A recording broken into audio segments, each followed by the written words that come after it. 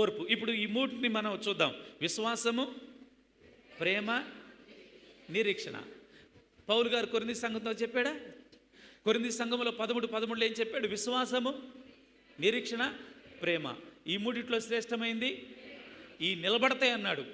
కాబట్టి తెస్సలోనికే సంఘం ఎలా ఉంది అని చూస్తే నిలబడే స్థానంలో ఉంది, చెదిరిపోయే స్థానంలో లేదు, శ్రేష్టమైన స్థానంలో ఉంది. సంఘము ఇతరులను ప్రోత్సహించే స్థానంలో ఉంది.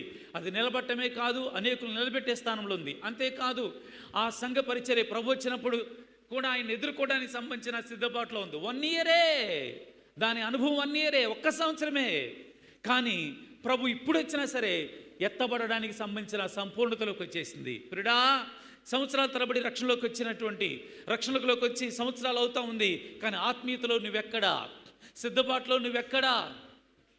నేనెక్కడా? మనమెక్కడా? సిద్ధపాటు విషయంలో ప్రభు వస్తే మనమెక్కడా? ఆయన ఎదుర్కొనగల